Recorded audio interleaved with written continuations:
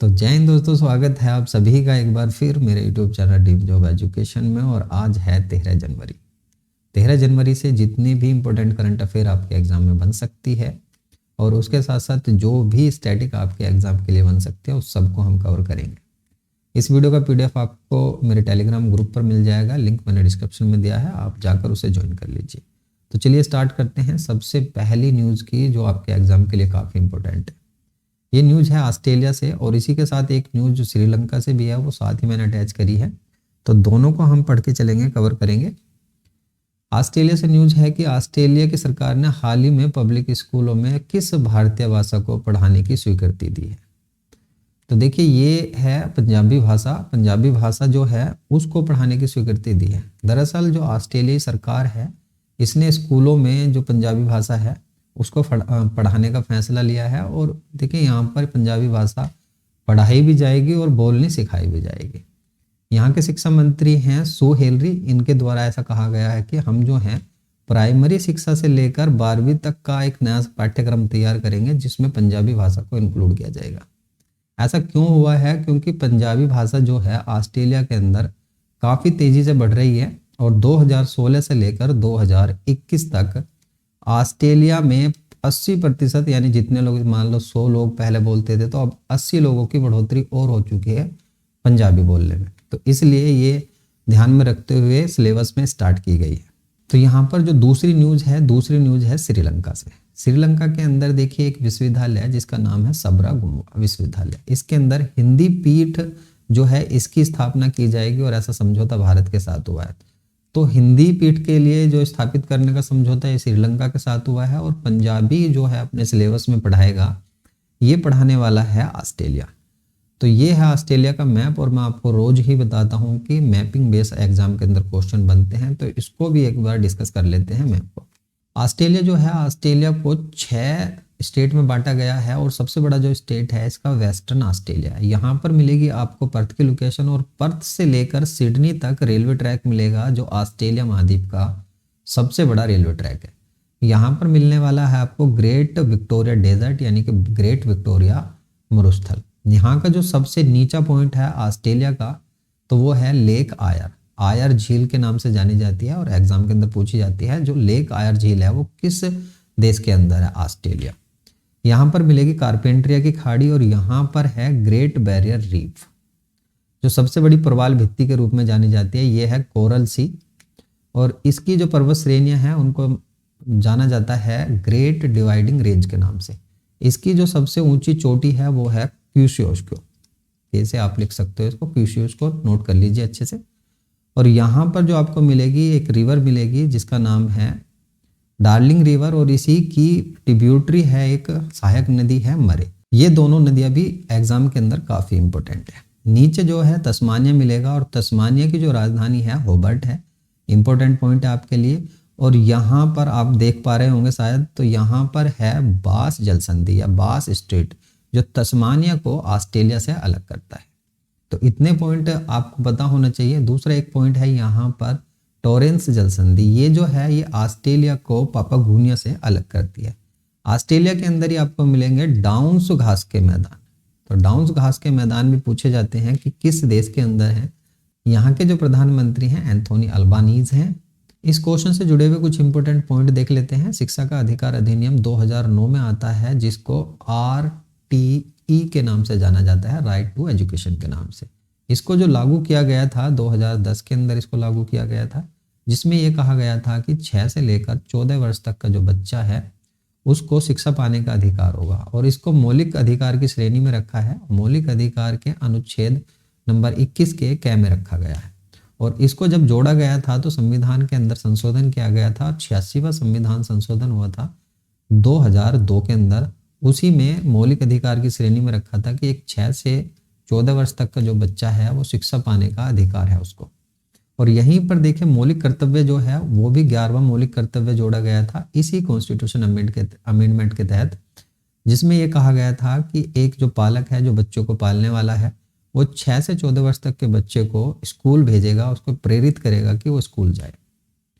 भारतीय संविधान का जो भाग 17 है उसमें अनुच्छेद 343 से लेकर 351 तक हिंदी भाषा के बारे में बताता है। 22 भाषाओं का जो उल्लेख है वो संविधान की 8वीं अनुसूची में है, और अनुसूचियों की जो संख्या है पहले 8 हुआ करती थी, अभी जो है वर्तमान में 12 अनुसूची है। 21वां संविधान संशोधन जो है ये 1967 में होता है। इसके तहत सिंधी भाषा को जोड़ा जाता है। दरअसल जो संविधान तब बना था तब 14 भाषाएं थी, तो 15वीं भाषा के रूप में 1967 में सिंधी को जोड़ा गया। 71वां संविधान संशोधन 1992 में होता है, और इसके तहत जो है कोंकणी, मणिपुरी और नेपाली, इन 3 भाषाओं को भी संविधान के अंदर रखा जाता है अनुसूची 8 में। 92वां संविधान संशोधन 2003 में होता है, और इसके तहत 4 भाषाओं को जोड़ा जाता है, बोडो, डोगरी, मैथाली और संथाली, और ये 2004 में जोड़ी जाती हैं। तो इतने पॉइंट आपने इस क्वेश्चन से याद रखने हैं। उम्मीद करता हूं कि आपको क्लास समझ में आ रही होगी। चलिए, इसके बाद जो सेकंड इंपॉर्टेंट करंट अफेयर का क्वेश्चन है ये है आपका BRO से, यानी कि बॉर्डर रोड ऑर्गेनाइजेशन से। विदेशी प्रोजेक्ट में पहली बार किसी महिला अधिकारी की तैनाती की गई है या नियुक्ति की गई है, उसका नाम आपसे पूछा जा रहा है। इनका नाम है सुरभि जखमोला।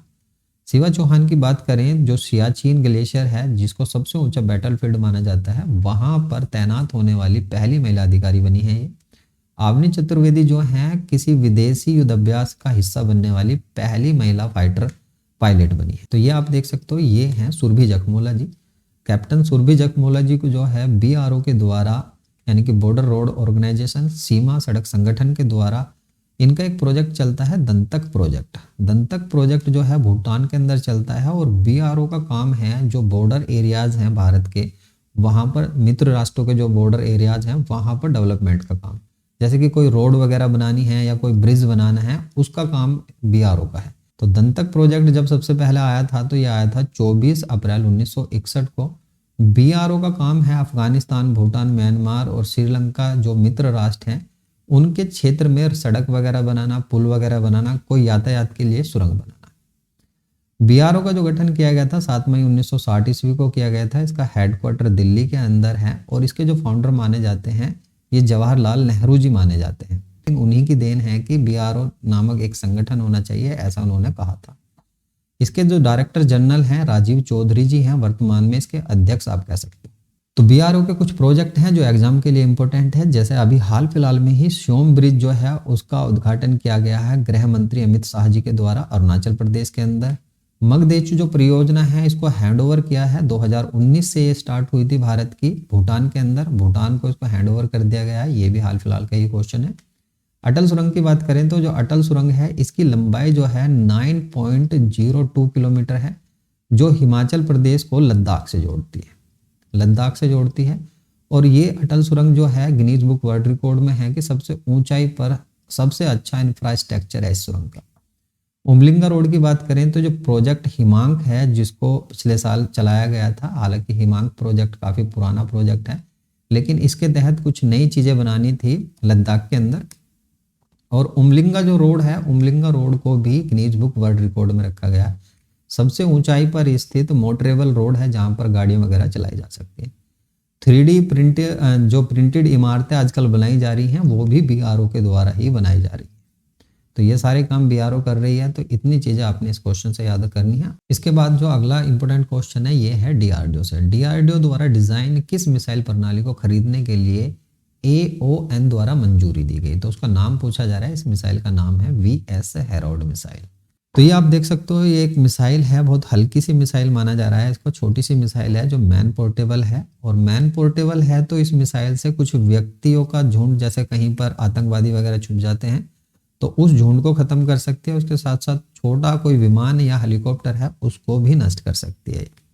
8 किलोमीटर इसकी मारक क्षमता है और 4.5 किलोमीटर ऊंचाई तक मार कर सकती है।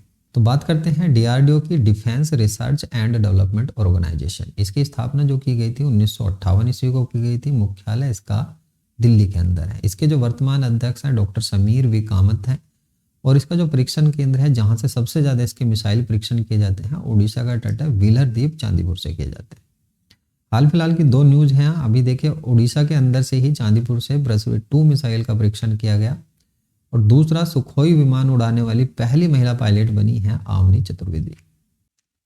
चलिए तो बात करते हैं भारत के डिफेंस सिस्टम की। तो एकीकृत निर्देशित मिसाइल विकास कार्यक्रम, जिसको कहा जाता है integrated guided missile development programme, इसको जो शुरू किया गया था ये 26 जुलाई 1983 को शुरू किया गया था। भारत सरकार के द्वारा इसको मंजूरी दी गई थी और ये प्रोग्राम जो है APJ अब्दुल कलाम की देन माना जाता है।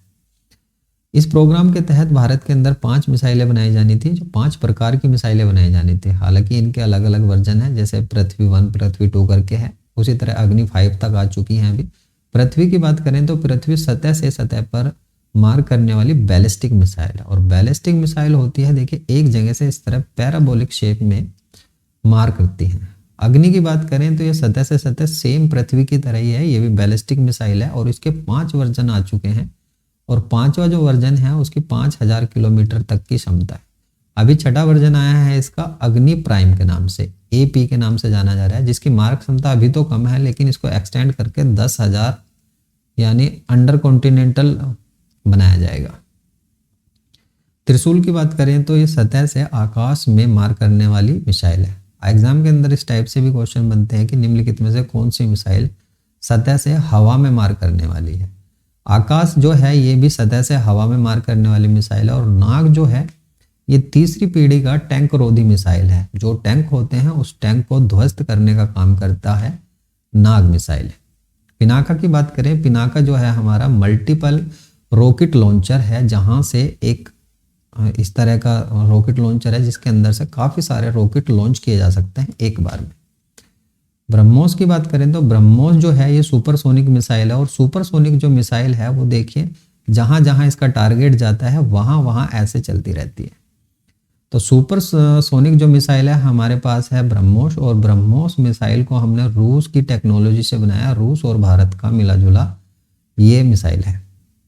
हेलेना की बात करें, जो हेलेना है ये एंटी टैंक मिसाइल है, जो नाग का ही अपग्रेड वर्जन है। S-400 की बात करें तो ये हमारा डिफेंस सिस्टम है। मान लीजिए जैसे किसी देश ने हमारे ऊपर मिसाइल से हमला कर दिया, तो उसको डिफेंस करने के लिए S-400 हमने रसिया से खरीदा है, यानी रूस से खरीदा है। और इससे काफ़ी सारे रॉकेट निकलेंगे और इस मिसाइल को जो हमारे ऊपर हमला करने आ रही है उसको आकाश में ही ध्वस्त कर देंगे। तो डिफेंस सिस्टम S-400 हमारे पास है। तो इतनी चीज़ें आपने इस क्वेश्चन से याद रखनी है। आगे बात करते हैं अगले क्वेश्चन की। सारंग 2023 भारत का सबसे बड़ा छात्र संचालित महोत्सव।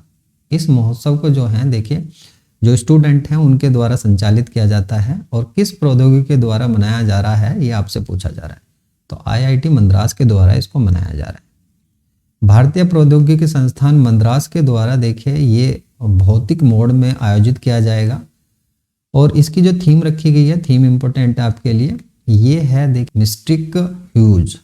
ये महोत्सव जो है 11 से लेकर 15 जनवरी तक आयोजित किया जाएगा। 11 जनवरी से 15 जनवरी के बीच में होगा और काफ़ी बड़ा है। 28वां संस्करण है जो इस बार IIT मद्रास के द्वारा मनाया जा रहा है। भव्य संस्कृत कार्यक्रम सुर सरिता सिम्फनी ऑफ गंगा, देखिए ये वाराणसी के अंदर हाल ही में मनाया गया है। जल विजन जो है 2047 अखिल भारतीय वार्षिक सम्मेलन भोपाल यानी कि MP के अंदर मनाया गया है। पर्पल फेस्टिवल गोवा में मशहूर फेस्टिवल है।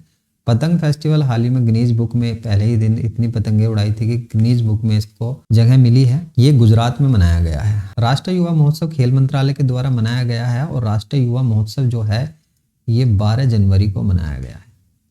बैजनाथ शिव महोत्सव जो है हिमाचल प्रदेश में मनाया गया है। भीलवाड़ा महोत्सव राजस्थान के अंदर मनाया गया और जलीकट्टू की शुरुआत हो चुकी है। जलीकट्टू जो फेस्टिवल है ये तमिलनाडु के अंदर मनाया जाता है। इंपॉर्टेंट फेस्टिवल है जो पोंगल त्योहार है उसका ही एक हिस्से के रूप में इसको मनाया जाता है। तो ये कुछ इंपॉर्टेंट फेस्टिवल थे जो आपके एग्जाम के लिए काफी इंपॉर्टेंट है।